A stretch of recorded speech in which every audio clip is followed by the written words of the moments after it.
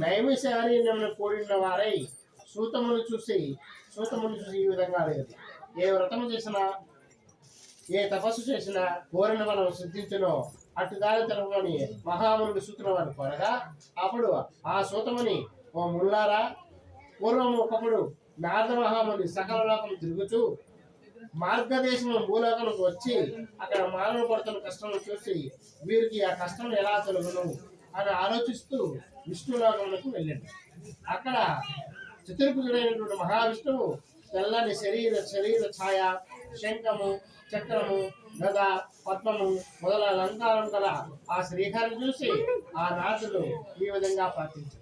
ఓం నమో నారాయణాయ అని ఈ విధంగా ప్రార్థించారు. అప్పుడు ఆ శ్రీహరి నారద మహాముని చూసి నీవు వచ్చిన కారణం ఏమి అడుగుగా అప్పుడు నారదుడు, జగద్రక్షిత, భూలోకంలో మానవులు అనేక కష్టములు బాధలు పడుతున్నారు, వారికి ఆ కష్టాలు బాధలు ఏ విధంగా తొలగను, అందుకే ఏదైనా ఉపాయం జరగమని ప్రార్థించారు.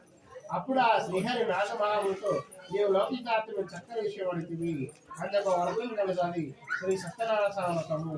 ఆ వ్రతము భక్తి శ్రద్ధలతో ఎవరు ఆచరిస్తారో వారు సకల ఐశ్వర్యులు పొంది పరమున మోక్షములు పొందుదురు.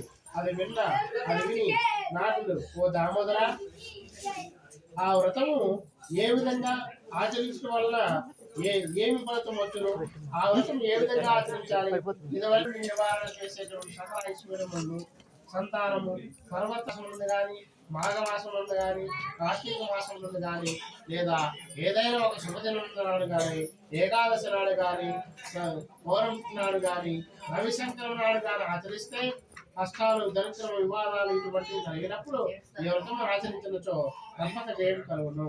ఈ వ్రతం ఆచరించే సమయంలో శుచి నిశ్చల భక్తితో మనస్సును సంకల్పం చేసి మృగాస్థలము గోమయంతో అలిగి ముగ్గు పెట్టి నూతన వస్త్రము పరిచి దానిపై బియ్యం పోసి దానిపై పంచామృతంతో అభిషేకించినటువంటి స్వామి ప్రతిమ మండపంగా ఉంచవలను.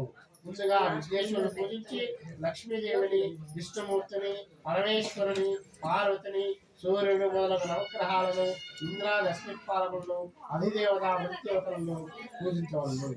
గణేశాది పాలకులను పూజించవలను. ఈ వ్రతమును బ్రాహ్మణులు, క్షత్రియ, వైశ్య, శూద్ర 4 వర్ణముల వారు కూడా ఆచరించవలను. ఈ వ్రతం చేసేటప్పుడు బ్రాహ్మణుని బంధువుల్ని ఆహ్వానించి అరటి పండ్లు, ఆవు పాలు, గోధుమరవ్వ, ఆవు నెయ్యి, బెల్లం వంటి సమానంగా చేర్చి ప్రసాదం చేసి స్వామికి నివేదన చేయవాలి. ప్రజలు శ్రద్ధగా విని బ్రాహ్మణులు యథాశక్తి దక్షిణిచ్చి శ్రీ సత్యనారాయణ స్వామి ప్రీతికరమైన నృత్య గీతములు జరిపించేవారు. ఇది భూలోకమున కలిగలందు మానవులు కష్టాలు, బాధల నుండి బయటపడుటకు ఇదే సులభమైన మార్గముని వివరింప చెప్పసాగాను. ఇది 1వ అధ్యాయ పరిసమాప్తం. మాత్రమే